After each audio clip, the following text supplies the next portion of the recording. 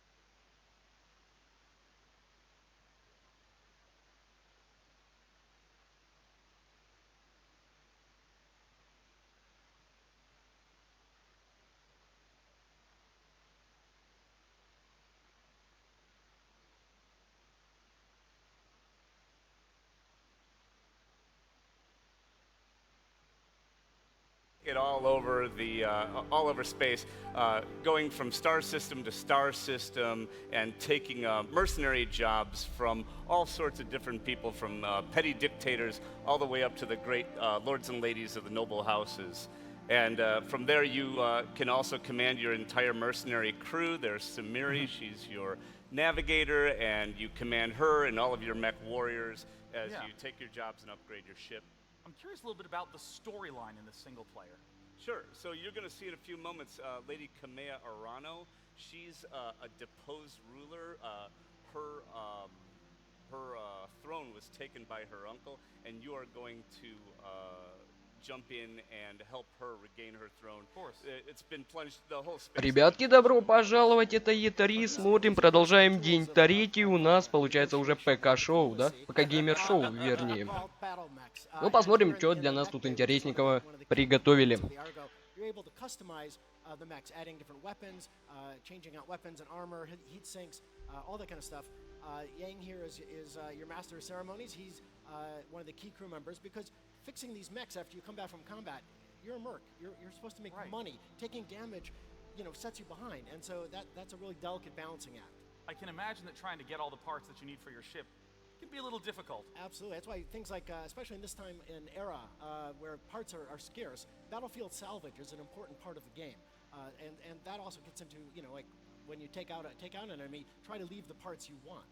Yeah, you want to hit them just hard enough to take them down. There's Lady Kamea Arano there, and she's going to be the person you work for during the campaign. But of course, when the campaign ends, the single-player story ends, you can still play the open-ended campaign, traveling around doing whatever you want, and there are the battle mechs. Yes, now we're going to get a chance to look at the combat itself. You're coming down from the Argo, you're descending into battle. Walk me through what we're seeing. By all means. So BattleTech full 3D environment, and like a modern tactical game, the environment counts, right?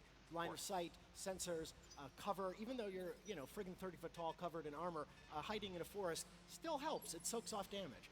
And so all of those are kind of core components of any modern game, and especially facing, which is really important in this game. Facing really matters in BattleTech. Battle mechs aren't giant bags of hit points.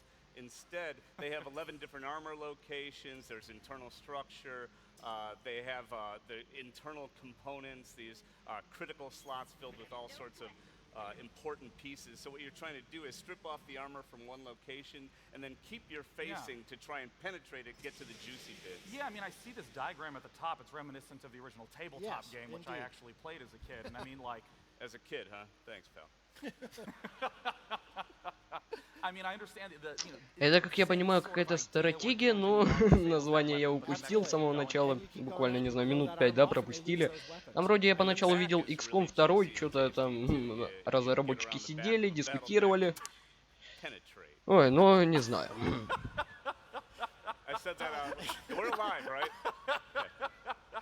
We'll allow it. We'll allow there you go. What you just saw there is Melee. One of the things we're really excited about. I mean, mechs were not only weapon systems; they're giant, armored suits. And so going up and being able to slug and kick and just, even put a foot through a cockpit or death from above, jump up and slam down on mechs. All that stuff is supported in this game. Угораю дико, нормально. These mechs, the pilots are sitting on a giant nuclear reactor, basically, and so you really want to watch your heat, how much like this your, guy here is your overheating. different weapons do, because if you shut down in combat, you are quite vulnerable. It's been really fascinating to watch a lot of the streams because I know you guys just went into beta. Where can the people here go to sign up to play? Why, Sean, they can go to battletechgame.com. That's battletechgame.com. Battletech, ёпта. And if you're interested in a used mech, this is Вот и название выплыло. Now I'd like to state again, battletechgame.com. Thank you guys so much for coming out. Jordan, Mitch, it's been a pleasure. Thank you. Cheers. Now, our very next game you may recognize from PC Games past. To talk about it, we got Sonya in the mezzanine. Thank you, Sean. Our next game Ух ты, даже какие-то корреспонденты имеются. Тут неплохо. Второй листок. Вот этого на Xbox я не видел. Ну, оно как-то и не, знаешь, там, не до этого. Нас тупо засыпали трейлерами.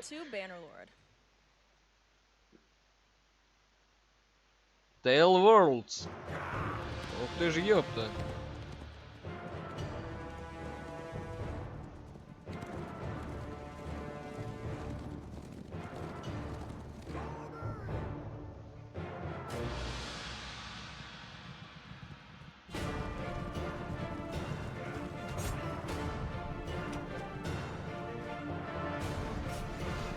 И опять-таки, пока что вторая игра, которую я вижу, это вроде как тоже стратегия, да, как я понимаю?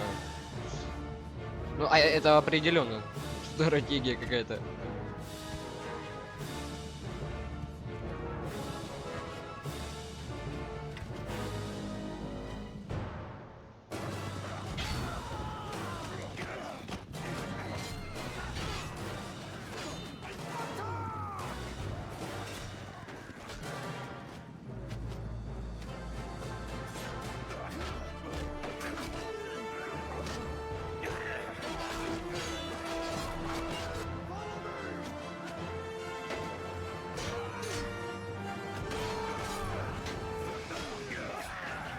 Это мне напоминает этот, как оно там есть, какой-то эпичный симулятор тоже.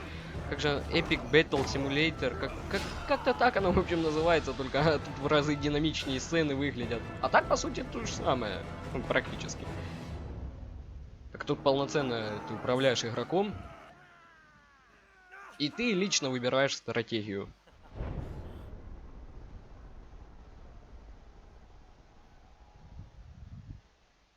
Mounts Blade 2. Always a pleasure to have Mountain Blade 2 here at the PC Gaming Show. Now, I know we've just gotten started and we've seen XCOM and Ooblets and BattleTech.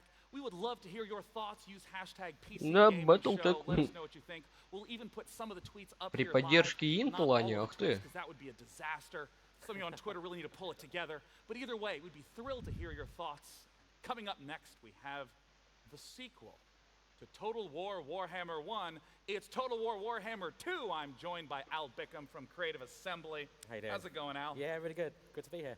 So tell me, what is it that's been going on since your announcement a few months ago? Quite a lot, really. I mean, this is we're working on the second game in our trilogy. It's going to be every bit as big as the first game, but we're layering on.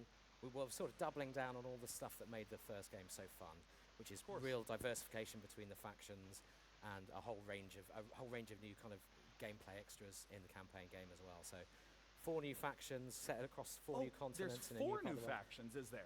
Yep, 4 new factions, yep. I thought there were 2 big ones we were talking about. No, well, we're focusing on the High Elves and the Lizard Men at the moment. Yeah.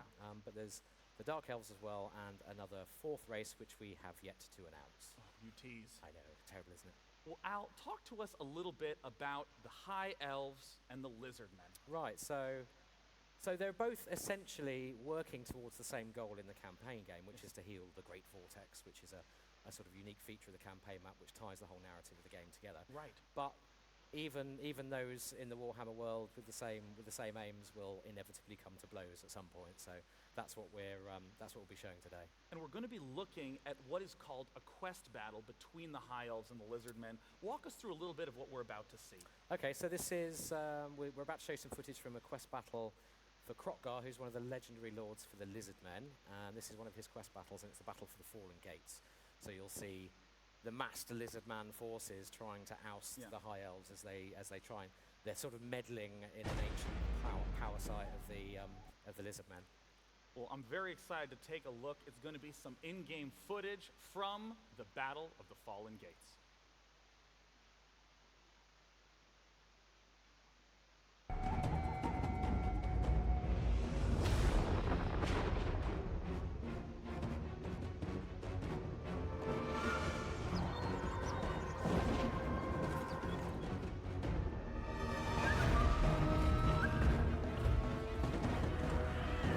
А графоний просто зашкаливает, ёпта.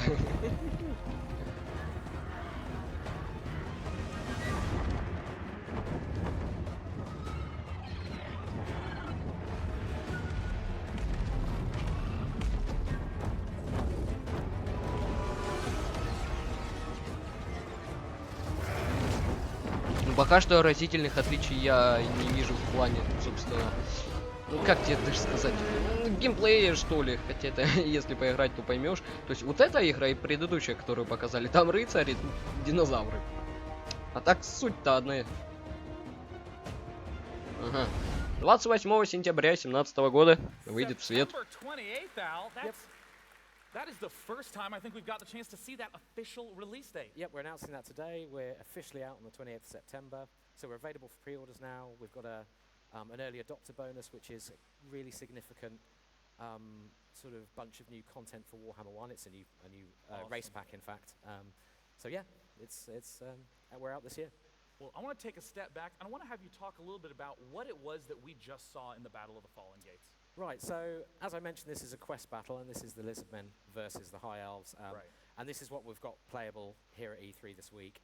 So you'll be able to take control of the Lizard Men in that battle and experience that immense diversity and all the crazy stuff that's going on in their army, because they're essentially an army of ancient spacefaring dinosaurs, and they, you know, small dinosaurs that ride big dinosaurs with Aztec space lasers, and it's playing with Warhammer. It's just dinosaurs all the way down. All the way up and all the way down. Yeah. So and Warhammer gives us these toys to play with, to make the game with. It's awesome. Well, backing out of the battle, I know that the campaign map in Total War Warhammer was a big hit. What's going on with the campaign level in Warhammer 2? So in Warhammer 2, we've got a ton of new campaign features which lead you to kind of explore and discover and gain new abilities and that kind of stuff.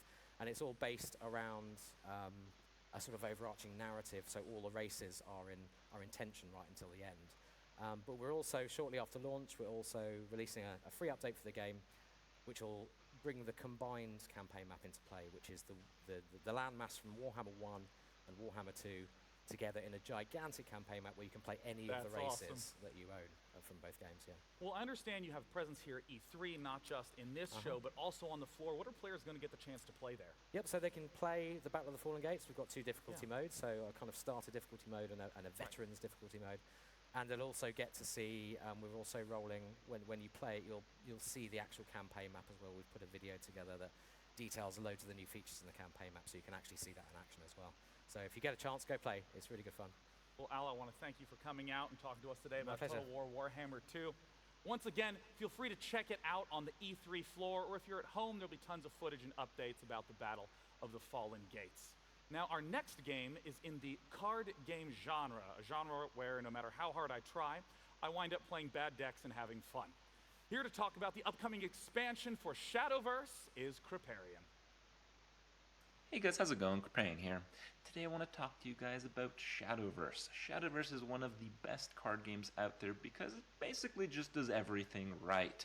Every time I log into Shadowverse, I have an amazing experience. I can play whatever deck type, whatever deck, whatever cards, anything I want to do. And of course, every time there's new cards added to the game, this whole thing gets forwarded and really the game gets so much richer.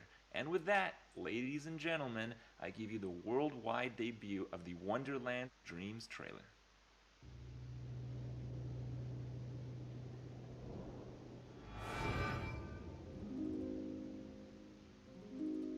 I have a book for thee, like no other.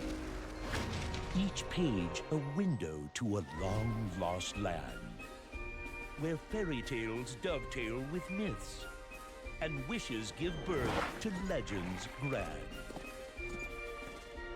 Knights and dragons, or wistful love.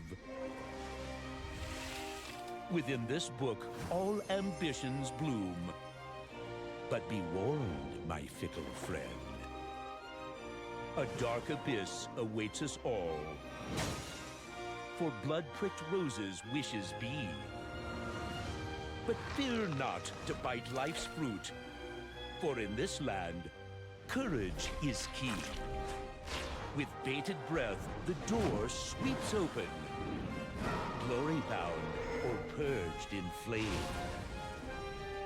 The hand you choose defines your fate.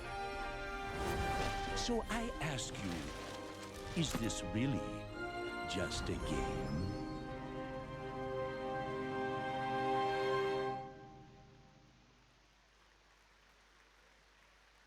Thank you, Cygames, and thank you, Krip.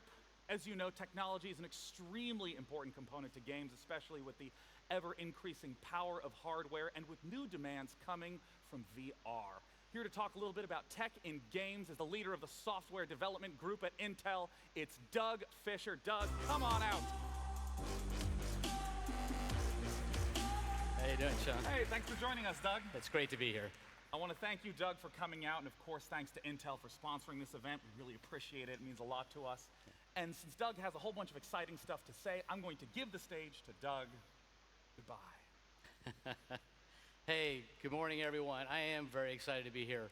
Возможно, сейчас покажут нам эти процессоры там 9-го поколения. This morning from Intel. I'm a software guy, do the gamers. All these announcements are very relevant to everything we do. You know, 2016 was an amazing year by all measures in gaming. Look at the number of live streams in Twitch, over 2 million new live streams. Over 300 million esports enthusiasts. And look at the growth in VR. 2017 is going to be even more amazing. And why? Because of you. It's because of you in this room, the PC gamers. It's because of you on the broadcast.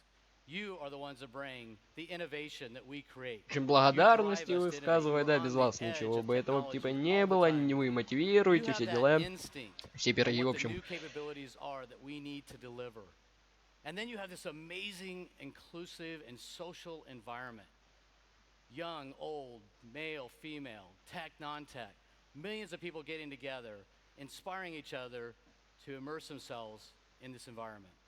Now, it starts at Intel with amazing hardware technology. Отличная была проведена работа. We had 2 weeks ago of our X series platforms. Now, you gaming enthusiasts will love the Core i7. Вроде как 2 недели до чего-то остается или оставалось. Там And you прослушал момент. megatasters who want to game, create, stream will love the beast of them all, the Core i9 Extreme О, да, Edition, 9-го поколения an amazing процессора. system for this environment. Now, as a software person, I love this environment. I love this hardware. Because why? It gives software people less time waiting, more time creating that amazing content. I work with over 1 million gaming developers to ensure they take full advantage of all that innovation we put on our platforms. Whether it's working on the caching algorithms or the high-density graphics or multi-core, it doesn't matter, all the different areas, the best-known methods. We ensure these millions of developers are making the most out of that platform, delivering the best content. Then we work to market that so that all the gamers out here, the billions of gamers, know the new compelling content that's available.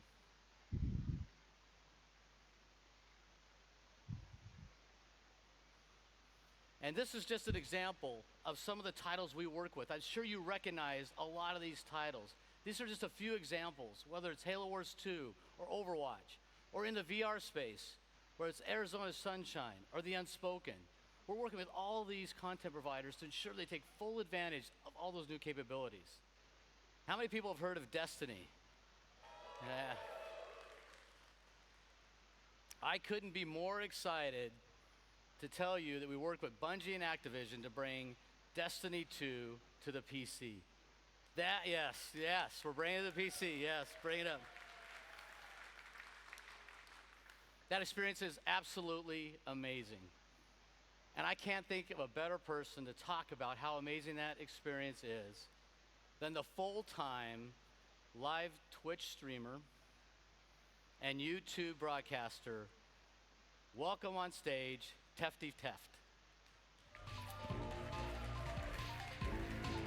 Hey, Tefty. Hey, Doug. How you doing? Good. Great to see you. Thank you. I'm honored to be here. So you really do live, eat, breathe, sleep, dream Destiny. I do.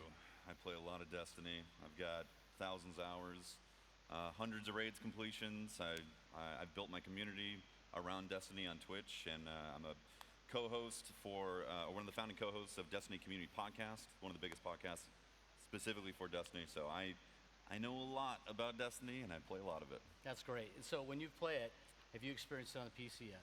I have, yeah. I got to play it at the event.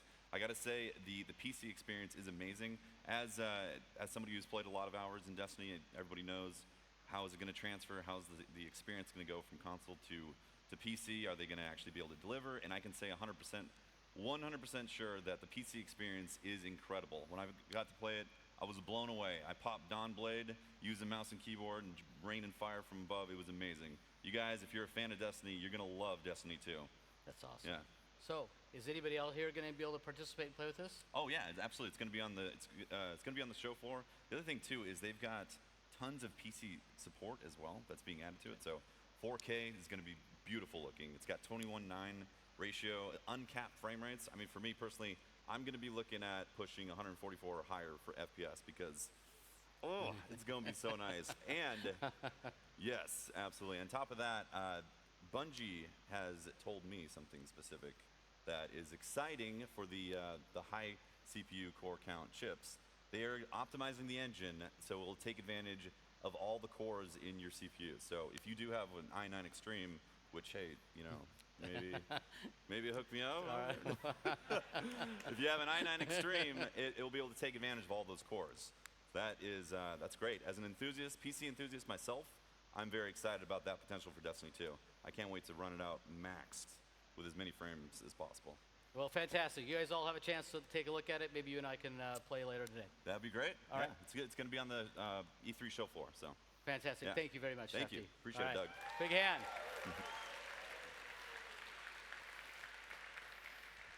I love that. That experience. Nothing says it like that, right? All right. So it's not just about the top 8 list titles, but also it's about the broad set of developers we participate with. The independent developers. You can see examples of properties that they've developed. We want to make sure everybody's developing and creating content on the PC to create more and more opportunity to participate in that. We're inspiring these developers through a contest called Level Up. Take a look at the sponsors between Intel. You got Green Man Gaming, Epic, and Razer sponsoring this event. We have real luminaries judging, like Tim Schafer. Yes, Tim Schafer is going to be judging this contest. The winner will be announced at PAX West in Seattle in September. I encourage you to participate. It's a great event. It's a great opportunity for independent developers to get involved and participate. And why do we care? As a software guy, why do we care? Because we want more and more content out there, more opportunities for games for others to participate. We want to discover the next big thing on the PC. We don't know where it's going to come from. So we want lots of people participating on our platform so that the next big thing is built on top of the PC. And you, everybody here, all you gamers, you can participate as well. I'm certain as you're participating in a game, you've thought of something new, unique that you'd like to bring to reality.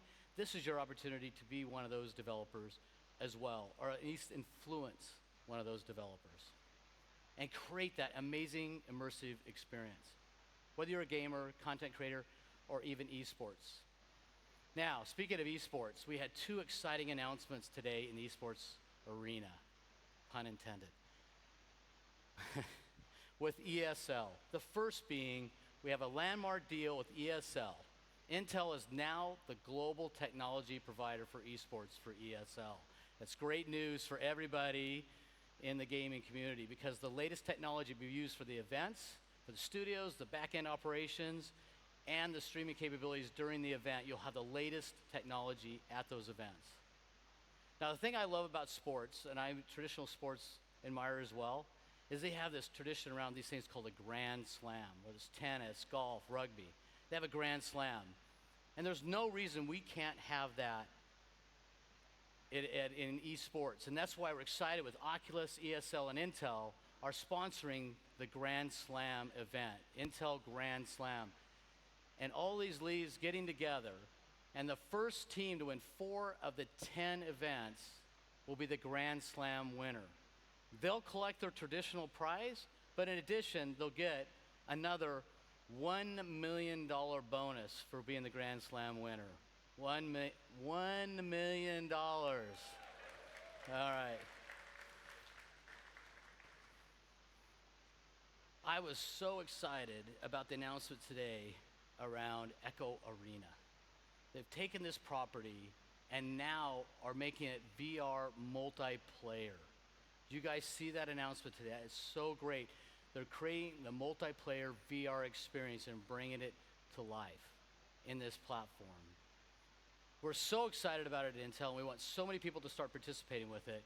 We are sponsoring a deal in conjunction with Oculus to make this available with Oculus free of charge for limited time at launch. So all of you can play with this game free of charge starting July 20th.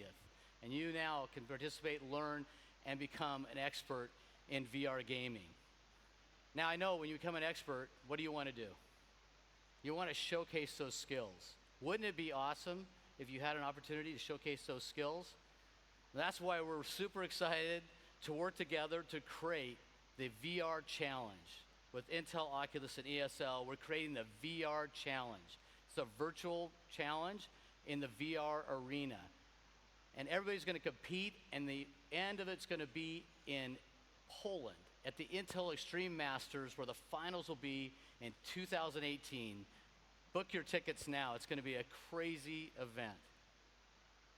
Now, I know everybody likes a challenge. Everybody's excited about challenges. I'm going to give you a challenge all here today.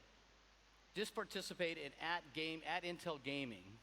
Follow at Intel Gaming, and you'll have a chance by participating there to win one of 3 great prizes, one from Oculus, one from Asus, and one from iBuyPower. You'll have a chance to win one of these prizes just by participating in this challenge. And don't dismay, all those will have Core i7 in the systems. So it's a great opportunity to play, participate, and bring up that challenge. So the future is here now, the future of gaming. You can just feel it growing and growing. You see the immersive capabilities. And why is that happening? Because we have amazing Intel hardware. As a software person, that helps me participate in creating amazing and compelling content. and those new immersive experiences we all want to have. So the realm of possibilities are here now. An example of that is VR. So I'm stepping away now. I'm going to go up and look at the Echo platform, Echo Arena, and see how it goes, and I'll be back in a minute. So Sean? Thank you, Doug. It was a pleasure to have you. Thanks for all the great announcements. And of course, thanks again to Intel for sponsoring this event. Keep in mind, if you look at the time, we're not even halfway done yet. We have all sorts of games still yet to be announced. So let's go ahead and look at what's to come. You're watching the PC Gaming Show. Coming up, Brendan Green joins us to talk about the future of his smash hit, PlayerUnknown's Battlegrounds. And a new game from Klei Entertainment. Back to you, Sean.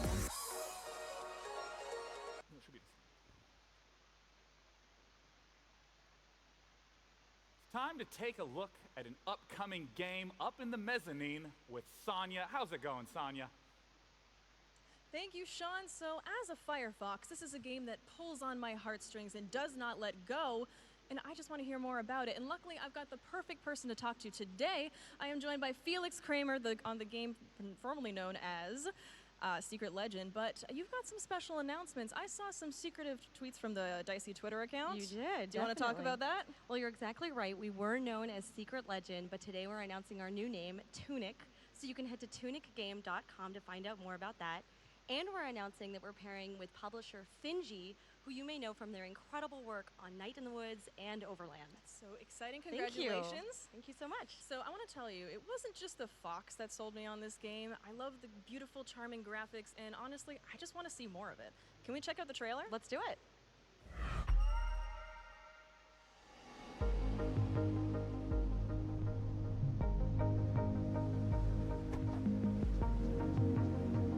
О, походу, настало время глянуть на что-то милое такое, мимимишное, да?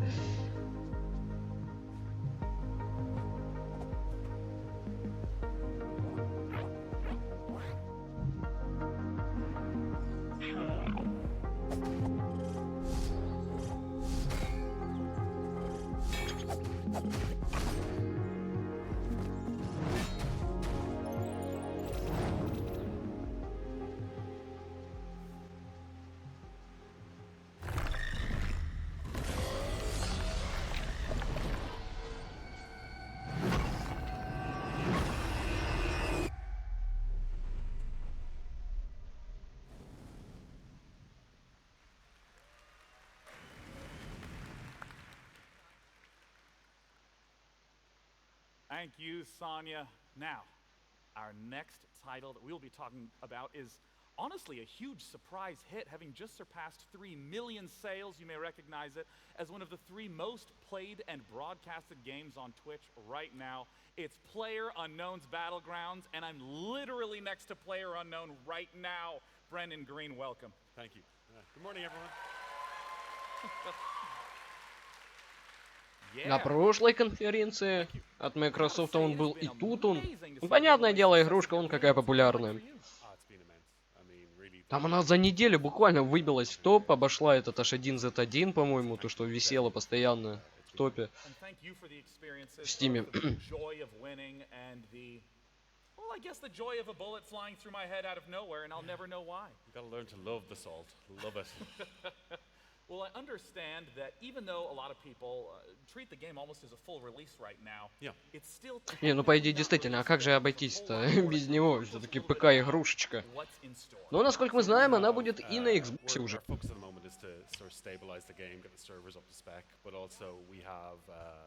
You know, 2D, 3D replays planned for in-game replays.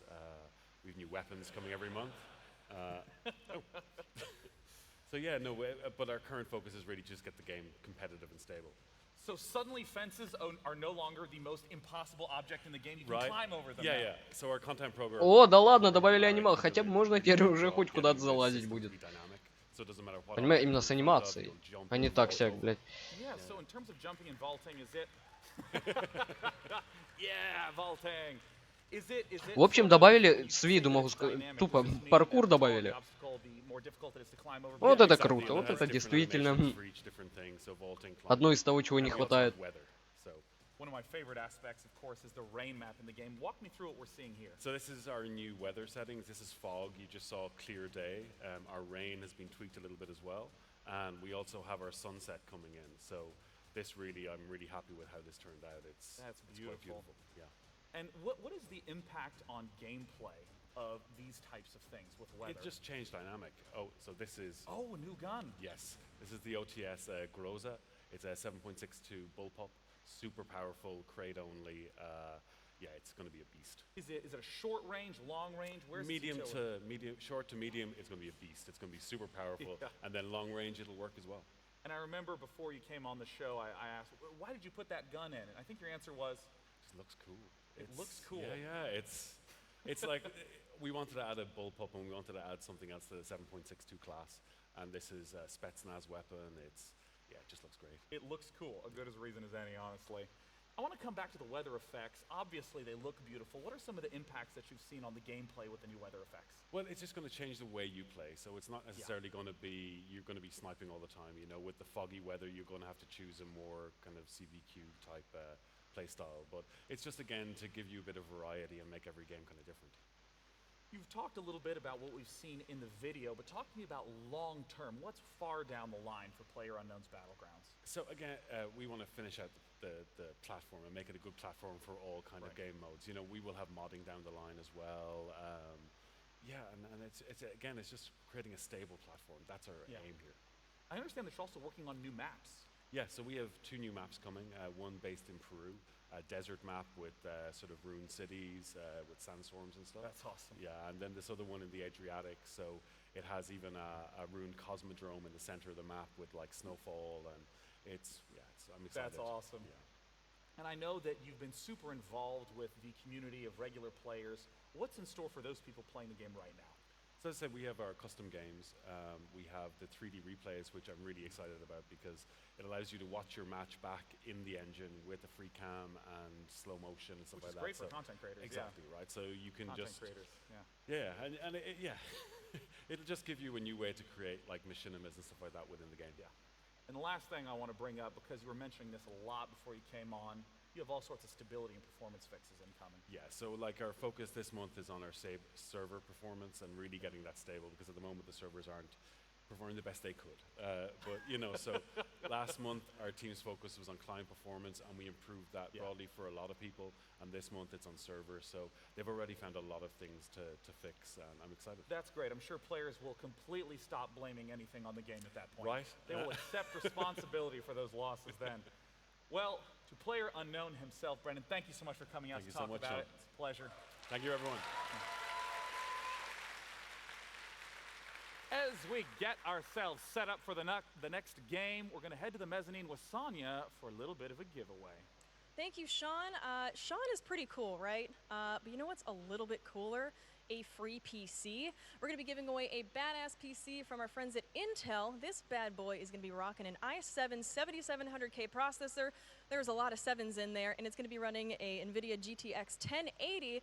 It is worth more than $2,500, so if you want a chance to win, head over to pcgamingshow.com/giveaway and Есть шанс, в общем, выиграть вот такой вот замечательную ПКшечку. Довольно мощно. Ух, я представляю, сколько она себе будет стоить. И да, забыл упомянуть. Будете покупать себе, к примеру, если это игрушечку Destiny 2, да, сразу закупайте себе вот это тут как раз таки процессор 9-го поколения, ну, конечно, если средства позволяют. Tripwire Interactive is back with a slew of games to talk about, and I'm joined by creative director Bill Monk. Pleasure to have you, Bill. Hey, thanks for having me, man. Good to have you back. Thank you, thank you. As always. All right. You guys have been busy. Congratulations on the recent Ну, могу сказать так, сразу, вот Xbox, конференция Microsoft понравилась мне намного больше, потому что там болтовня была сведена к минимуму, понимаешь? То есть, там где-то, знаешь, 30% всей выставки было действительно добротные такие трейлеры, ну, игры показывали, ну, большинство из них как раз таки я ждал, на некоторые ждал, но не надеялся даже там увидеть, все равно увидел. Это порадовало меня, безусловно. Ликование такое пошло. Тут, я не знаю, это ПК-игры. Единственное, что что-то вначале видел про Resident, но ничего путного такого я не увидел, к сожалению, не успел, походу. Ну, PlayerUnknown's Battleground заторонули. Как бы без него никуда. It's scary as hell. You can play it I don't know if I could handle single it. player and co-op, and we're really excited to release it. So stay tuned on that. That's awesome. Now, the big thing I know you wanted to talk about today was a little bit of content coming down the line for your big game, Killing Floor 2. Killing Floor. Yeah, Да, это VR-игрушечка вроде как, да? А, или она еще будет в VR? Я точно не знаю. И, Rising Storm 2, ух ты! People are always clamoring and asking, you know, well, when are you guys going to do that for Killing Floor 2? Reasonable enough? Well, we're super happy to announce the Summer Sideshow coming out this year. Well, I'm eager to show everyone this footage. This trailer makes me laugh every time. Let's go ahead and take a look at Killing Floor 2's Summer Sideshow.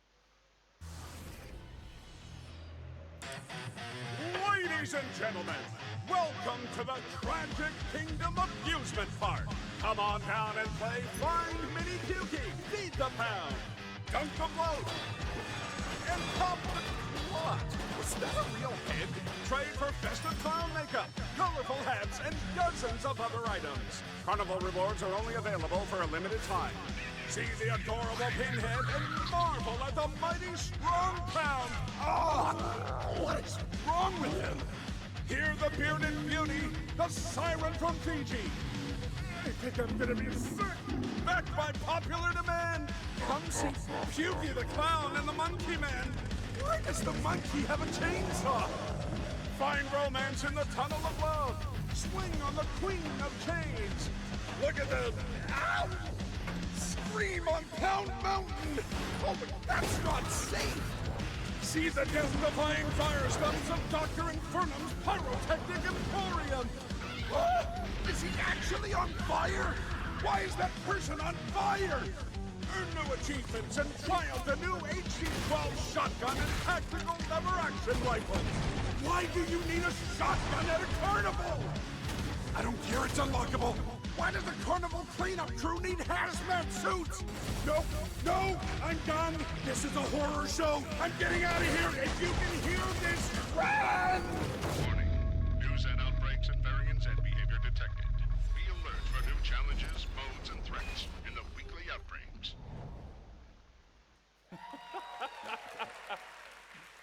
I mean, I know it's a horror theme, but there's some great humor in this. Oh yeah, I mean, seasonal events are definitely the most fun to work on. I mean, it's just, we can just go crazy and go goofy. You know, we got clowns. You got the monkey that bangs the cymbal with a chainsaw instead. Midgets on stilts, bearded ladies. You know, we got it all. Tell me a little bit about what is the gameplay? What's some of the stuff that people can experience in the Summer Sideshow? So it's a limited time event. It's only going to last for 1 month. So all this crazy stuff you're seeing here, it's 1 month.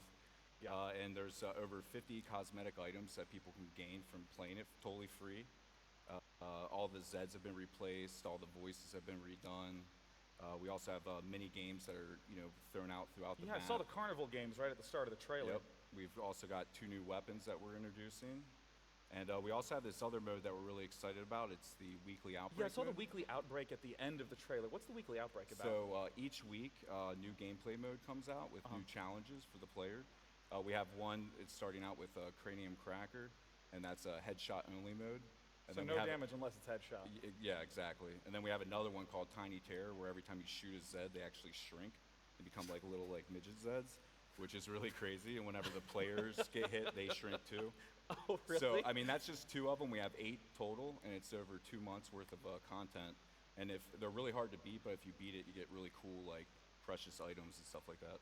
So, of course, I have to ask, when can people play it? Actually, you can play it tomorrow. And it's free on Steam all week. Easy. Yep. So you got no excuse not to try it. Well, I mean, what if people are here at E3? Oh, well, they can play here too. Oh boy, that was a setup on my part. Right. Yeah, whereabouts is it at on the E3 floor? That's at the PC Gamer Show. Oh, that's right. It's at the PC Gaming Show booth. We have our own booth here at E3. Yes. Oh, I'm glad that 2 of you are very excited to hear that. The first of many, right? This is going to Yes. become a tradition. Indubitably. Yeah. I'm not in charge of the buzzer, so yes, of course. Well, I want to say, Bill, thank you so much for coming out. Congrats Absolutely, on all the projects and the progress. Bill Monk from Tripwire Thanks, Ben. Interactive. Thank you. Cheers. Let's head back up to the mezzanine for a little bit of social with Sonya. This year's PC gaming show is being broadcast on more platforms than ever before. We are on Steam, we are on Facebook and Twitch and Mixer. We are all over the place. This is awesome. And guys, if you're on Mixer, you gotta sweet talk the mods a little bit. Be kind of nice to them because they're gonna be giving away games throughout the entire show. Unfortunately, no free games for day 9, but sorry. Back to you, Sean.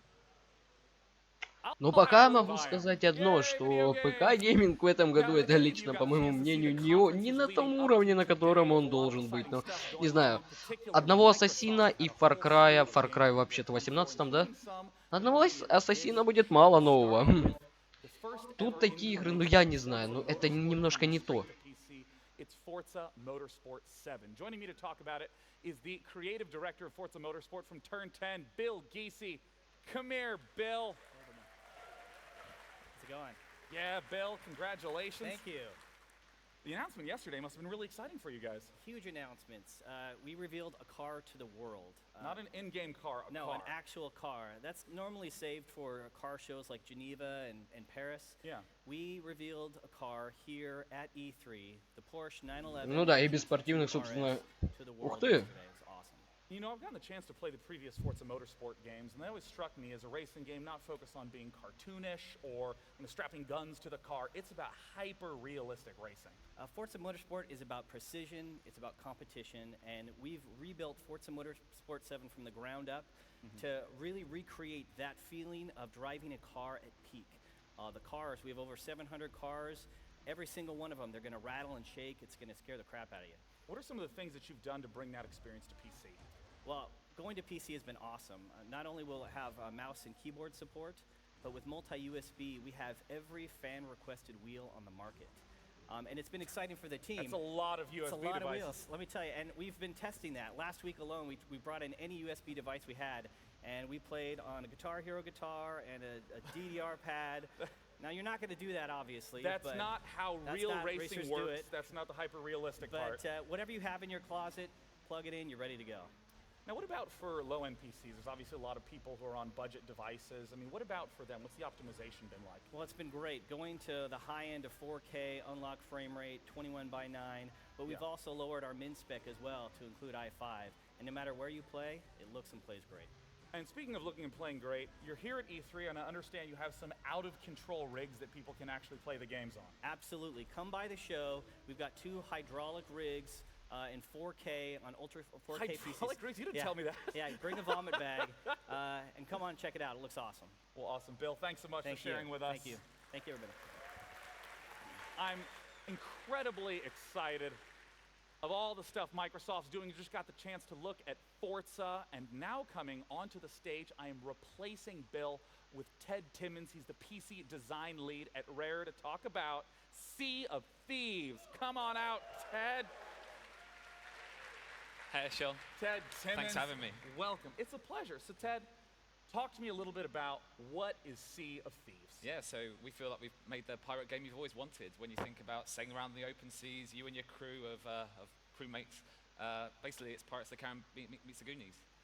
What are some of the things that you're showcasing here at E3 in the game? Yeah, so for anyone who didn't see the briefing yesterday, we showed off great new features like riddle map storms and firing yourself out of cannons. A common pirate pastime. Yeah, pretty known. Now, I had to ask the same question to Forza Motorsport. What are some of the things, some of the features that you've added in to focus on the PC experience? Yeah, so we've got things like 4K, unlocked frame rates, everything you О, эту игру мы, кстати, вчера видели на конференции Microsoft. Your favorite resolution, like one of the top 3 favorite resolutions Yeah, of it's probably yours? there with 32:9 and 16:9 as well, probably. So, Tell me a little bit more about the PC version. Игрушка понравилась мне той стилистикой своей, но она такая, знаешь, необычная. И да и по геймплею мне тоже более-менее понравилось. So it's not a port from one device to the other. Correct. Yeah, we felt it was really important just to build them together from the very beginning. Just one single code path. One single code path. Yeah. Awesome. Well, I know a whole lot of people here are curious to get their chance to play it. Вот пока побег он с компасом вот так тут бегает, мне вообще издалека, если так посмотреть, я не знаю, не знаю, Dishonored на минимальных настройках, хоть тебе, пожалуйста. Once again, Ted Timmons. Awesome. Thank you very from much. Rare. Thank you. Cheers, guys. SeaOfThieves.com. Now, this next title is one I'm personally very, very excited about, given the fact that when I took one look at the trailer, the striking visual style just grabbed me. О, походу, трейлер какой-то еще один покажут. The last night. Here to talk about it is the creative director at Odd Tales. Join me in welcoming Tim Sauret. Hello, Pleasure, Sean. Tim. Hello. Welcome. Pleasure for me. Thanks for coming out. Let's ask the obvious question. What is The Last Night? The Last Night is what we call a cinematic platformer, which means it's not a game like Mario where you have to jump from platform to platform, Yeah. but it's more story-driven. It's more reminiscent of old classics like Another World, Flashback, or Oddworld even. Oddworld, I was going to say, it reminded me quite a bit about it. And I saw that you guys had the big announcement reveal at Microsoft yesterday. I mean, that trailer was such a hit. It blew up. What was that like for you guys? Yeah, we are obviously super happy with the trailer reception. It's been absolutely incredible. Now, of course, I have some concerns I want to address. I am embarrassed by some tweets I made in the past. I want to apologize for those. They do not in any way represent who I am today or what The Last Night will be about. Well, let's talk about what the game is about. I know that the setting of The Last Night is super important to the character of the game. Tell me, where are we right now? I want you to imagine a world where machines are surpassing us in every possible way, Right. So not only physically, but also intellectually, emotionally, even creatively. So in a sense, like any job that you could possibly imagine, an AI does better. Absolutely. Including being a host for a PC gaming show. Including that. Well, I А это у нас игруля, которая была шутечка, да, низкополигональный у нас этот Sleeping Dogs. Now, in terms of this А это при альфа, да, показывал? О, я только сейчас заметил. crisis to all the inhabitants. Yeah, like the way I can. Like, say- what is yeah. it like to be a person in this world? So in a world where you're not valuable anymore in production, Yeah. the only thing you can really do is to consume endlessly, right? Right. So what we're trying to see with this game is how do you define yourself, when you don't have anything to create or to strive for. Yeah, and I can see, obviously there's the futuristic lighting and the visuals, but there's also that sort of drab, dreary tone. This art style is amazing. I mean, all of these assets are in 2D, but it has so many modern effects. How did you even think of this? So it all comes down to my background in VFX and advertising, basically. So I wanted to, explore what I could do with 2D and pixel art, Yeah. and just augment that and enrich it with like modern techniques of lighting and compositing. Right. And we've talked a little bit about where we are, about the art style. Who are you? Who do you play as in The Last Night? Yeah. So the character you get to play is a young idealist, I would say. Yeah. And because of a childhood accident, he cannot enjoy the same gamified, augmented life than everybody else. Right. So because of that, he wants to change the world. And on You want his to have way, like an impact and a meaning. absolutely. So on his way to do that, he's going to meet some questionable characters you have to trust or not on your way. What about the gameplay? What are the things that, if I'm the player, what do I do in The Last Night? So we took inspiration from some classic genre like point and click and adventure games, Yeah. but so you get to solve puzzles and dialogues, of course. But we added a real-time component to it. Real time in what sort of sense? What makes it a real time puzzle? So it means that while you are busy breaking in an apartment, for instance, all the simulation is still happening around you. So police come around, and you have to be careful about that. So in a sense, like if I tried to break into the apartment at night, the police might be on patrol at that time, but if I came in the morning, there might be no police, but the Yes. resident might be home. Absolutely, yeah. So that means that if you see the police coming around the corner, you better just hide, pretend to be a hobo, or maybe draw your gun. You also mentioned that the structure of the game is in one night after the other. What's that like? Yeah, so the game is structured around several nights, so it spans on several nights, and they are all interconnected, which means that what you tell people on the very first night, you know, and what you do also is remember. So if I'm just in a conversation, just walk away in the middle of it? Yeah, they will remember it. They'll remember, like 2 days later, Yeah, they'll be absolutely. angry. Yeah, yeah. That's fast. That must add a huge amount of replayability since the world is just changing based Yeah, upon we're your taking a lot inputs. of pleasure to hide a lot of stuff in the city, and we hope the community will have fun to figure and get that out collectively. So, yeah. Well, again, I love the art style. I love these story-driven adventure games. Thank you so much, Tim. Thank you, Sean. I'm Thank looking you. forward to it. Cheers. Господи, слава богу, наконец-то доболтали они. Это было долго. Oddtales.net for more information about the last night. Now, this next game surprised me. I'm sure it will surprise you because of its style. It's from the makers of Arma, the realistic military simulator, and DayZ, the zombie survival game. This one has a much more playful tone, though. Let's look at the next title from Bohemia Interactive. Так, 12+. Если вам нет 12 еще, выключили трансляцию и подождали минут 5-10. А потом заново включили. И подписаться, конечно, не забыли. Так, что это у нас? Что-то какая-то стилистика одинаковая пошла. You get to meet new friends. You get in shape. And you learn how to craft. And because it's your land. Ой, это походу какая-то выживалочка будет. A home. But that's just the beginning, because here you can do anything.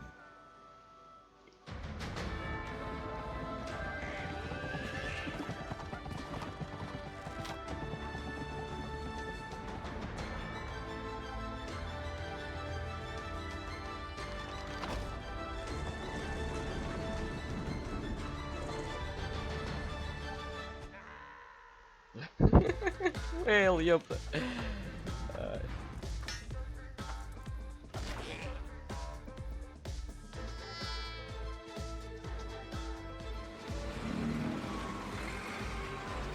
Слушай, тут собраны как так сказать-то?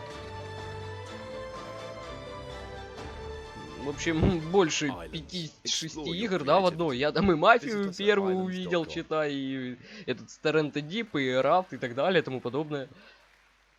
Ну, рыцари, опять-таки, у нас уже были, по-моему, тут на выставке в начале 2 показали, да, про рыцарей, и вот опять-таки, под конец тоже впихнули немножко. Веселая такая легкая игра, походу, будет.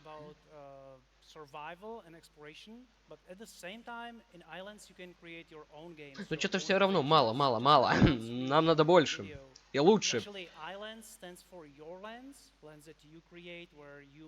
Так, нам, походу, сейчас про геймплей, да, будут объяснять, обсуждать все это дело. And I have to ask, given the fact that the style of it contrasts so sharply with Arma and DayZ, what is it about Islands that still makes it a Bohemia game? Yeah, we get this a lot, but actually beneath the surface there are still the core values that make up a Bohemia game. Yeah. It's still about exploration and finding out how things work, about creativity and imagination. And just like Arma or DayZ, we're trying to create a platform to connect players with each other. Еще одну игру в этой игре увидел, это Astroneer. Вроде как-то так тоже называется. Думаю, многие, кто знает, в принципе, что та игра из себя представляет, сейчас это то же самое со мной согласятся, в общем.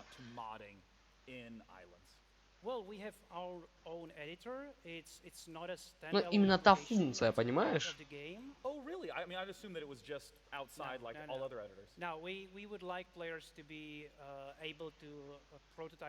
Это уже какой-то Майнкрафт пошел, ёпта.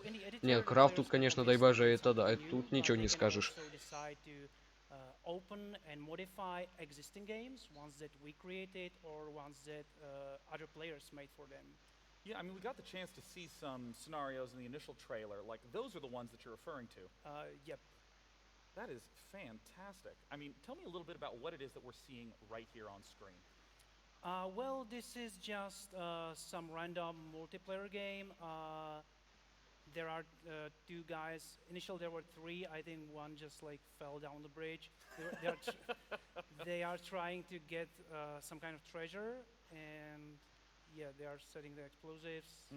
I mean, I want to ask about. I know you guys are here at E3. Hey, look, it's the Ай trophy. да, ебать. I Вот know you это guys было are here at весело. E3. What are some of the Один, things получается, that что-то там players can get their установил, да, hands on? C4, я его ёбнул, а второй отошел, и нормально, золото все себе забрал. Эта игрушка, походу, будет... Ну да, кооператив будет, это круто. Потому что в игре, ну, знаешь, потенциал есть, то есть... And I mean, I know there's a way for people to play right now. Is that right? Yeah, actually, they can already play the alpha version of the game. It's available as a part of our Bohemia incubator program. Хотите узнать больше, переходите по этому сайту, получается. Да, видеть больше, переходите по сайту. That's awesome. And remember, that's islands.com with a Y. We're good. You can remember that. ПК геймер-шоу, вот это вот, то есть на Xbox нам показывали и игровые трейлеры, и геймплейные трейлеры игр. Тут же у нас, получается, они и показывают, да, именно геймплей. Плюс еще они дискутируют. То есть, ну, нормально. Ну,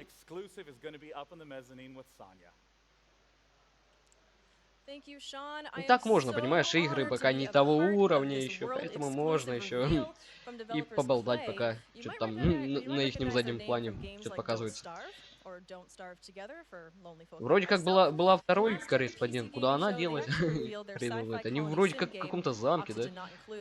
And this year they are back. And they are back with a bang. And I am so excited to reveal their upcoming sci-fi RPG game.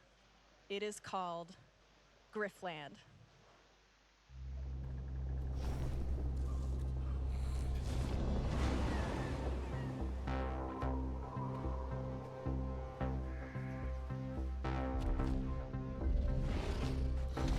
Это уже как Don't Strafe или как оно там называлось, но мне что-то так отдаленно показалось, пока бабёха пробежала по полю. Ай, ёпта.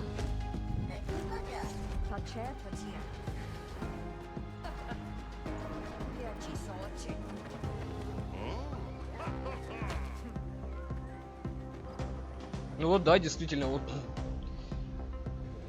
Чем не Don't Strafe? Или как-то она так-то называется? Конечно, ребятки, извиняюсь, если неправильно ее назвал.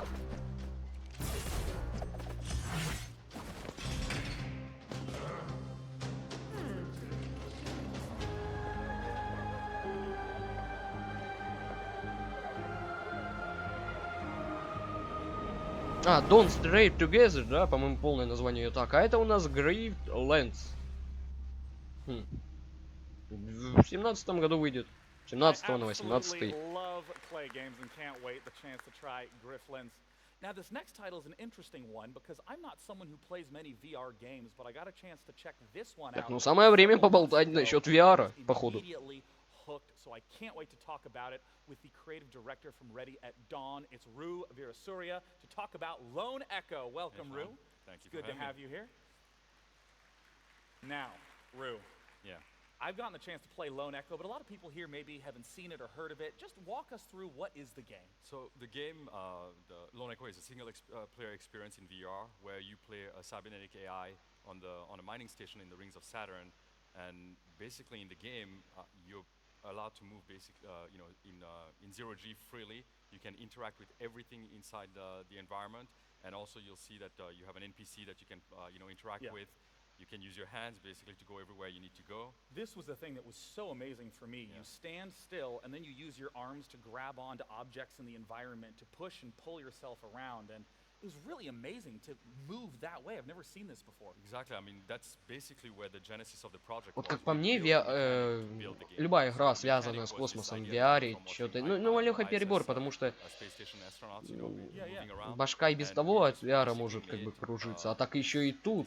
Ух, ёпта, тебя ж будет переворачивать, крутить, а на самом деле ты-то на месте стоишь, понимаешь, ты обманываешь как бы мозг, а он тебе может это не простить. В итоге твой завтрак, обед или ужин выйдет наружу.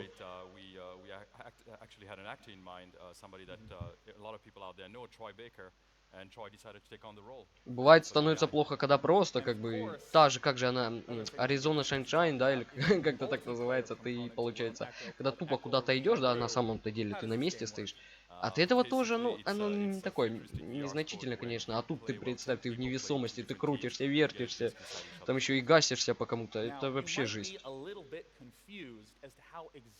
Ну, мне кажется, они это, этот нюанс, наверное, продумали.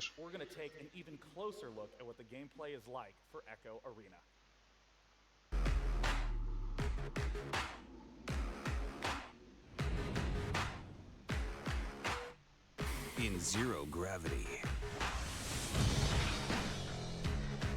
О, так это... fly faster. А, мне показалось, это еще и онлайновая она будет.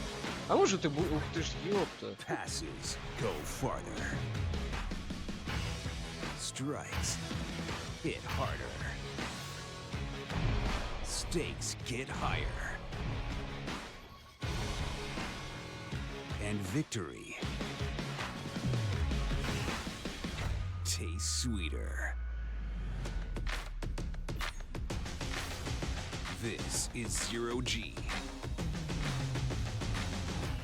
in the Echo Arena.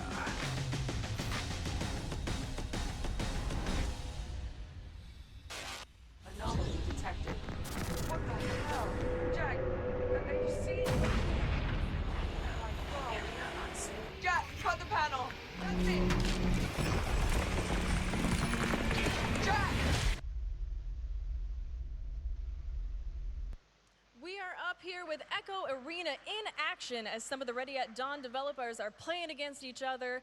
So, Doug, welcome back. Hello. Thank you.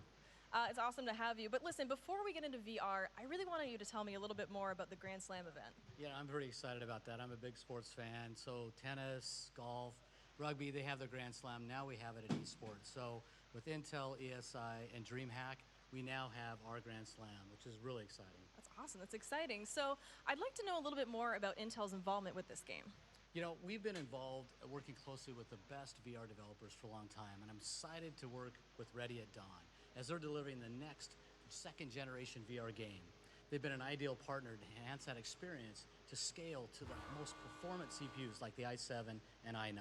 That's amazing. So I was really excited to hear about your announcement earlier. Yeah, Ready at Dawn, Intel, and Oculus, we announced that Intel is sponsoring a free release of Echo Arena to all Oculus Rift users when it launches on July 20th for limited time. And this is because we want as many users as possible on this system. We want to ensure that everyone, including these guys behind us, the gamers behind us as you see, that they try and experience the future of VR and esports. So speaking of esports, I would really love to hear more about Intel's involvement with esports. Intel has a long history as a leader in esports. We worked with companies like ESL for the Intel Extreme Masters. And we're excited about Echo Arena and the growth of VR esports. And that's why we're expanding our partnership with ESL and Oculus to launch the VR Challenge League. It kicks off in July, and it features Echo Arena and the Unspoken. And it gives esports enthusiasts the opportunity to compete in VR at key upcoming events, with the finals happening in Poland in 2018 at the Intel Extreme Masters. Okay, well that sounds kind of awesome. Well, thank you, Doug. I cannot wait to play this game. It's going to be coming out July 20th, and you can pre-order it right now. And Rift owners can actually try the open beta on June 23rd. So back to you, Sean. Thank you, Sonia. And once again, I got the chance to play Lone Echo, and I want to stress, you just have to play it. The single-player experience is especially mind-blowing. So once again, that's Lone Echo. Our next guest announced a game 2 years ago under the title Project Blue Streak, and we now know it as Lawbreakers. Here to talk about not just gameplay, but cold, hard dates is the CEO of Boss Key Productions himself, Cliff Blazinski. Welcome to the stage. Thanks for having me, man. Thanks. Now, Cliff, I know that you guys in the past have been doing a lot of alphas and betas. How have those been going? They've been going well. The alpha, it was all right, and then the first beta was good. The second beta was great. We're doing our final closed beta June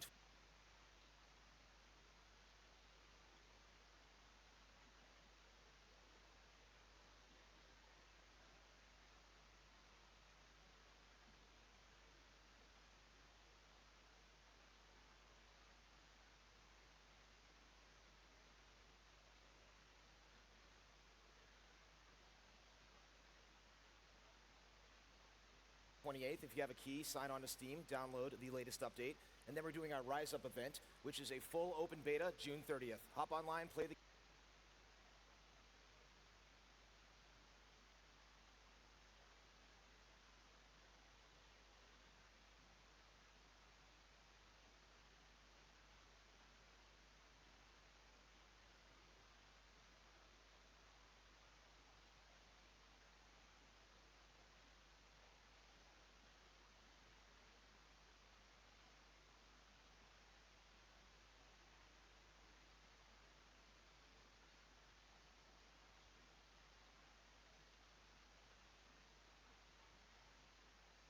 game. Let us know what you think.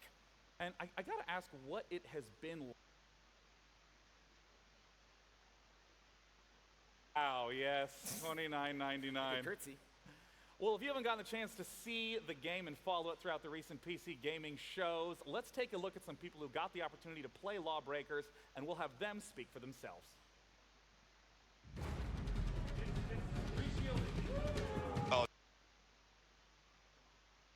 The speed of this game is intense. 1,000 decisions a minute. This is hardcore PvP. Your instincts take over. It's primal. It's exhilarating. Full frontal fury. A million miles an hour. Literally from every angle. I was shaking after the matches ended. It was like a high. One of the fastest games that I've ever played. Are you ready for another one? I'm like, I just need a minute, man. I'm shaking. I'm shaking over here.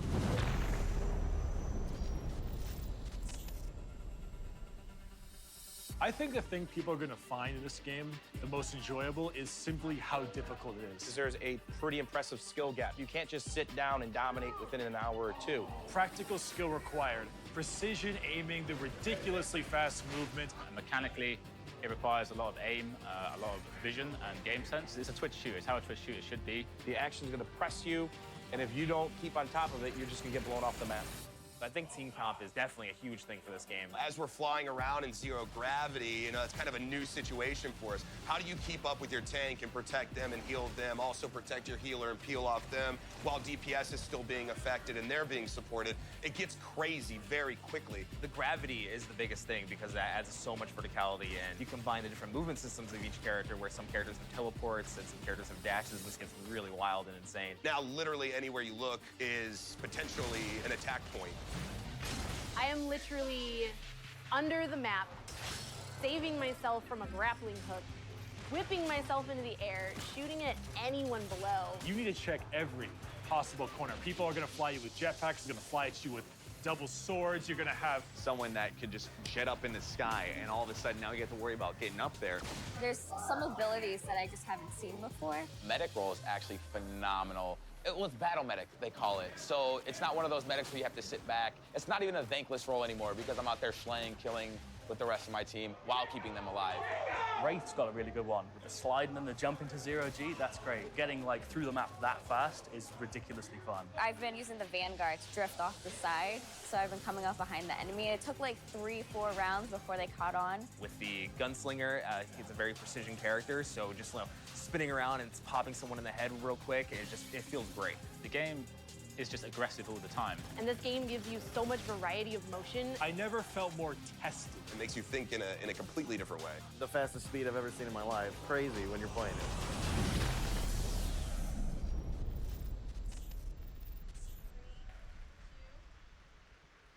Just as a reminder, that Ballin' Intel PC is still up for grabs. Don't miss out if you forgot. This bad boy is running an i7 7700K processors, a lot of 7s in there, and an NVIDIA GTX 1080. It's worth more than $2,500. You do not want to miss out. Head over to PCGamingShow.com/giveaway and put in your information. I think it could run Crysis at max settings. What do you think, Sean? I think it can, Sonya, and I also think that it can run our next title. I am a master of transition. Our next game is from Chucklefish, the wonderful folks who helped bring you Stardew Valley and Starbound. Let's take a look at their upcoming game, Wargroove.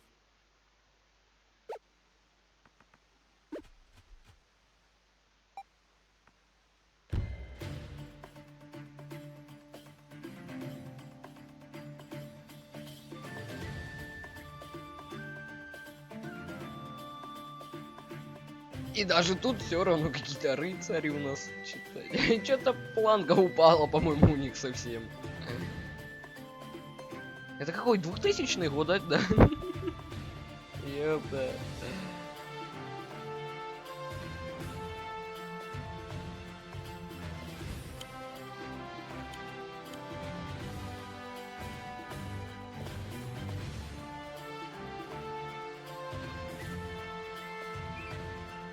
Тут еще и мультиплеер есть, ты представляешь, да? Это нечто. И опять-таки стратегия тоже какая-то.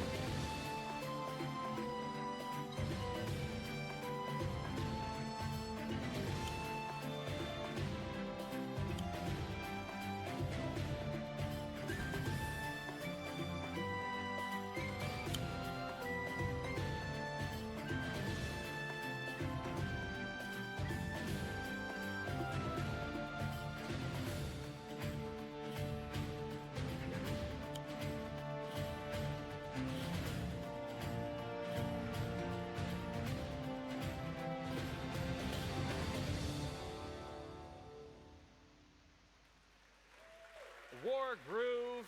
Today, we're not just going to get a chance to talk about the game, but we will be seeing the editor in action, a live demo on stage. I'm joined by Jay Bayless and Doris Karaskotsa from Chucklefish. Welcome, it's so great to have Thanks. you. Thanks. Well, I want to say right away, the gameplay reminded me quite a bit of Fire Emblem and Advance Wars. Yeah, Fire Emblem and Advance Wars are definitely kind of inspirations of ours. You know, Wargroove is a turn-based tactical strategy game. It's a game about starting to build up your resources every mission and push forward into your enemy territory and just kind of dominate the map and make the right choices. But yeah, we've got a lot of unique kind of gameplay mechanics, and we're bringing it into the modern age. We've got online play, mod support, and kind of content creation as well. Yeah, and that's one of the things that we're going to get the chance to look at today. Doris, who's operating the PC right now, tell us what it is we're looking at. So what we're looking at today is the world map of Wargroove, and this is our campaign editor. So these are the tools we use in-house to create Wargroove campaigns, and we're shipping them with the game so players can create their own scenarios. So I've been placing down map markers, and each of those represent a mission. And then you link them together to create the path through your campaign. And I know that one of the things you wanted to talk about was the branching path element. Yeah, so you can have branching path, obviously. And the cool thing with that is every branch can have conditions. So for example, let's say you get a high score in a mission, and that could lead you through a harder path in your campaign.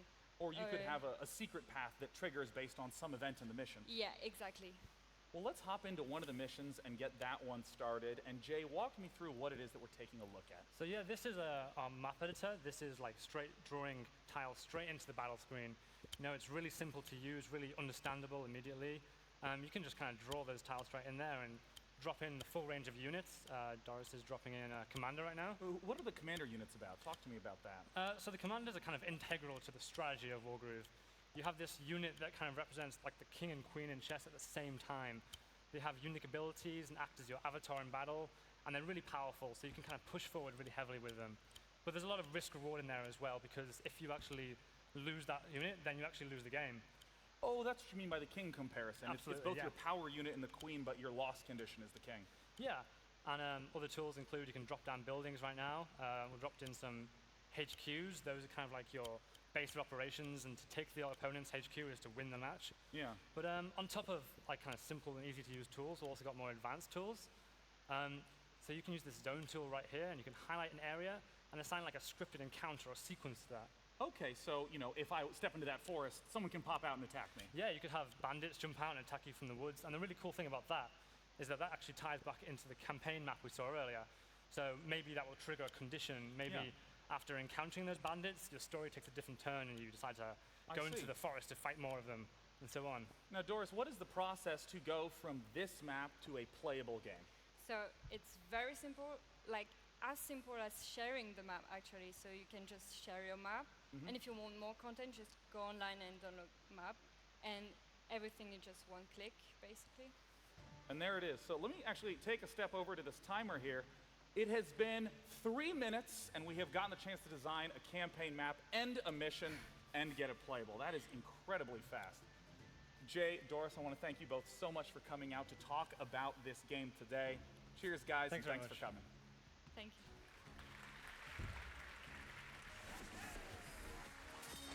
For full coverage of every video, announcement, and moment from the PC Gaming Show, visit PCGaming.com.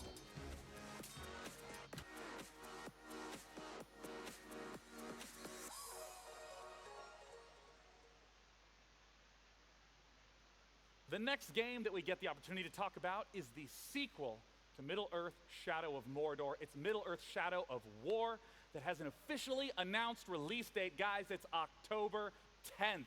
Here to talk to me about it is Michael DePlater, the Vice President of Creative at Monolith. What is up, Michael? Hey, thank you very much. Thanks for the chair. Hell yeah. Well, the chair is a nice break from all that grueling standing. And it gives us to do one of the most iconic things in PC gaming, this posture. Thank you. Now, we've heard about the October 10th release date. What are some of the things that have been changing and building upon Shadow of Mordor in terms of Shadow of War? I think what we've tried really hard to do, although it seems pretty obvious, is take the things that were good that worked in the first game, so our combat and the Nemesis system and this world that we created, and to build on that, but also to take the lessons we learned in the first game and really improve those. So really make this into a truly epic fantasy that's kind of up there with if you go and see Return of the King or Lord of the Rings, and really focusing on the story and the characters as well. I mean, you've been talking all throughout about how important story is in Shadow of War. What does that mean in terms of the work that you're doing? It means paying off the epic scale, so having these titanic full-scale battles. It means the stakes of the story, so we're facing the most iconic and powerful villains, you know, Sauron and the Witch King and the Nazgul. And it means having these incredibly memorable and personal characters, so allies and enemies that you're working with. And in terms of E3, what are the types of things that you're showcasing here that people can see? Oh, the reason we're really excited for E3 is two things. People being able to get their hands on the game and play it. And also that we're going to be giving О, наконец-то хоть что-то интересное стали показывать. Я уже думал, ничего такого не будет, все близится к завершению, но нет. Shadow of War, да? Чё, Middle Earth. And because of that, we really wanted to share that not just at E3, but for anyone who wants to tune in and watch those demos as well. Yeah, and of course you see all the information for how to watch those online throughout the entire duration of E3.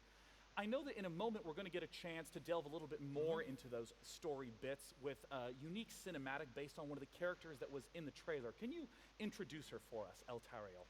Yeah, so she's one of the new characters we're introducing into the world and into our story, Eltariel. She's the Blade of Galadriel. So she's essentially an assassin that's been sent to Mordor to hunt down the Nazgul and to hunt down anyone corrupted by a Ring of Power. And you, as Talion, are running around Mordor wielding a Ring of Power. So there's some interesting tension in that relationship with her. But she's this awesome character, and as well as that, she gets her own fully playable campaign in our first major story DLC as well, which is the Blade of Galadriel. Well, before we hop into that, I just want to say, Michael, thanks so much for coming on to talk about Shadow of War.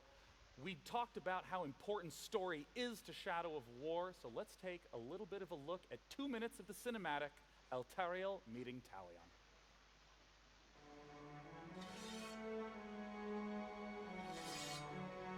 Hell yeah, да? Надо было ему еще под конец ставить.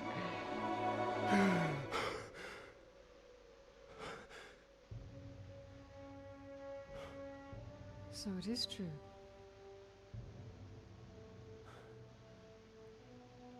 You killed me. And yet you live. What is that like, to die and live again? Do you feel pain? Do you suffer? What of the city? Of the Palantir? The Nazgul have taken both. They belong to the Dark Lord now. Then I have failed. What if you keep fighting? He wields the light of Galadriel. He can recover the ring. Your rings are the cause of all this, Elf Lord. You can see him. I see him. Who are you? I'm the Blade of Galadriel. Since when does Galadriel work with assassins? Great threats make for unlikely alliances. You know this better than most. Now tell me more about this ring. We crafted it to defeat Sauron. But it was lost. The Nazgul will be drawn to the power of the ring. We cannot let it fall into Sauron's hands. The light of Galadriel, give it to us! Stay your hand! My light will protect us, but it will not leave my side.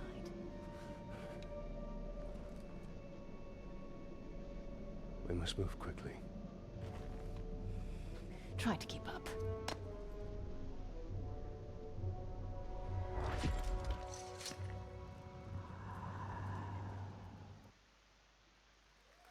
Shadow of War.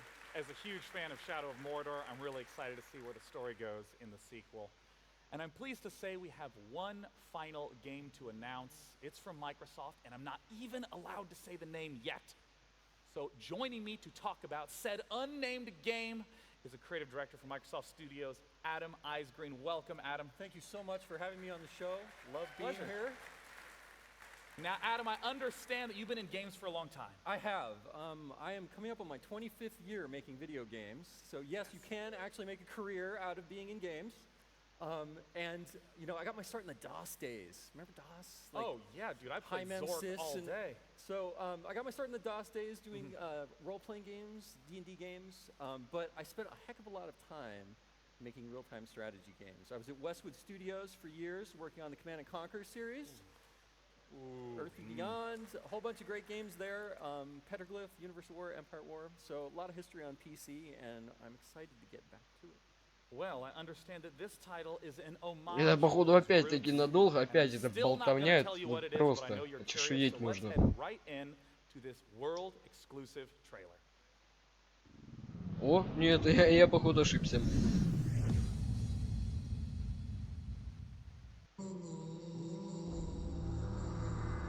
И опять что-то связанное с рыцарями, ну это херить можно. Древневековые вот эти вот бои, но это как-то уже, блядь, Это, по-моему, 5-я или 6-я игра, связанная с этим за эту выставку, за эту конференцию.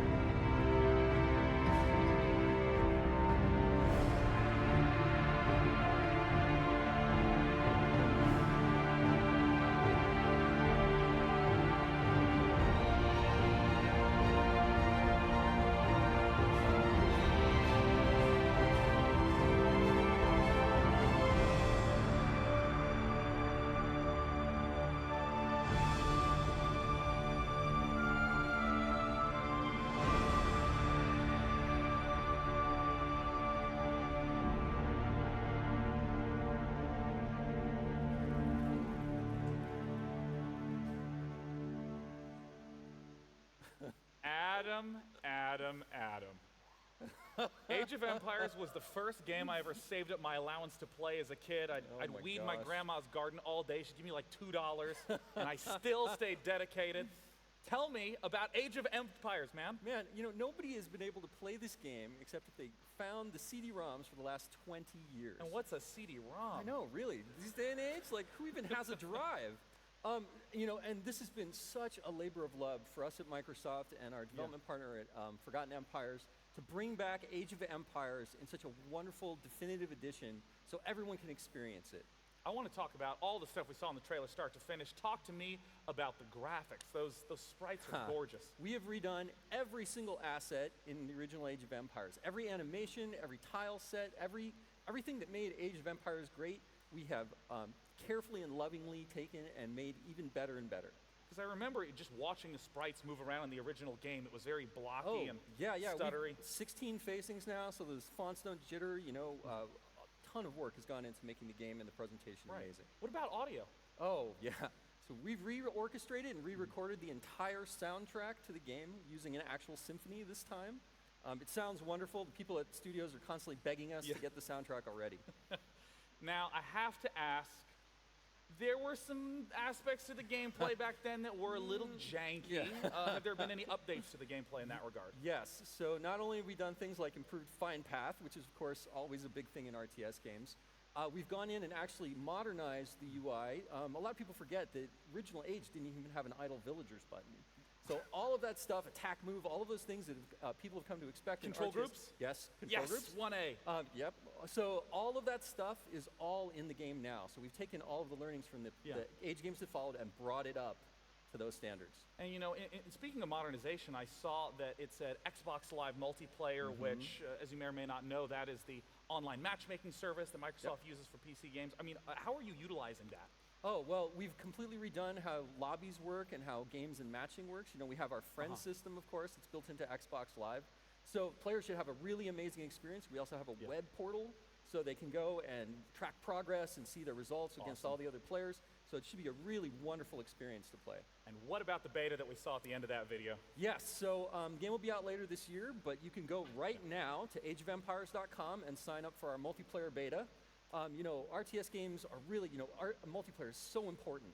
And we want to make sure that this definitive edition of Age is the absolute best we can make it. Right. So, you know, multiplayer, please come, sign, play with us, make the game great. You asked me before we hopped on that you wanted to say one more special bit, a little bit of a tease. We understand that it's the 20th anniversary of Age of Empires. What is it you wanted to say? So, yes, Age of Empires, the whole franchise will be 20, it's hitting its 20 mark October of this year. You know, and this is the start, here at E3 with you, is the start of the celebration of 20 years of Age of Empires. And that party is going to roll. We're going to continue that. So you're going to hear from us again in Cologne, Germany at Gamescom in August. And we're going to be having a really wonderful Age of Empires event there and talking a whole bunch about, I think, stuff you're going to want to hear.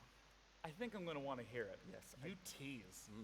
Well, let me just say, Adam, thank you so much for coming out. Super excited about Age of Empires. And with that, our slew of announcements comes to an end. Before we depart, let's head back up to the mezzanine with Sonia for one last hello. Thank you, Sean. I had an amazing time being a part of some awesome game reveals and kicking it with you guys today. If you want any more information on any of the games that you saw today, go to pcgamer.com.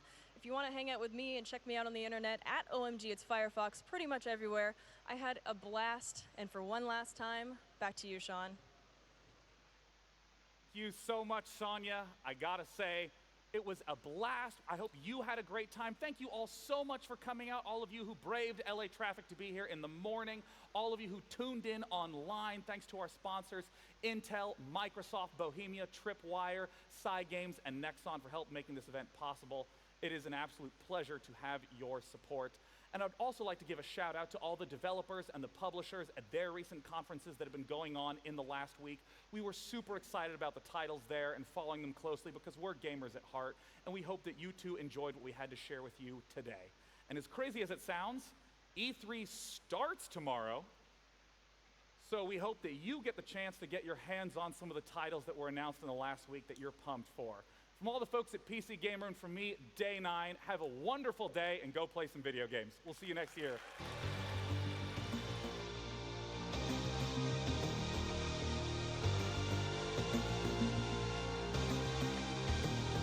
Все, походу трансляция подошла у нас к концу, да? Да, пора бы уже.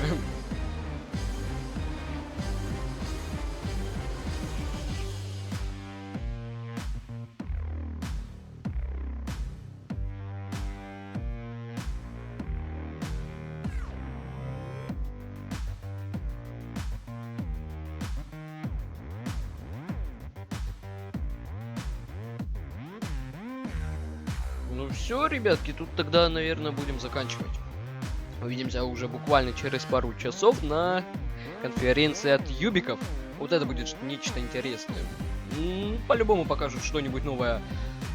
Новый какой-то геймплейный там трейлер 5-го Far Cry. Безусловно, вот именно вот это же может быть что-то еще новое по Ассасину. Хотя они на Xbox еще на Microsoft, да, показали до хера как бы. Ну, не знаю. Ну, все равно хочется увидеть еще что-то. Я думаю, все-таки мы увидим. Но это будет, я не знаю, по-моему, буквально... Ну, еще где-то часок, час 15 где-то. Вот приблизительно такое вот время. Подождать остается. И будем, собственно, смотреть следующую конференцию. А тут заканчиваем тогда, ребятки. Это у нас была, получается, Translation... ПК Гейминг Шоу подошло к концу. Все, ребятки, тут тогда заканчиваем. Надеюсь, что понравилось. Пока-пока.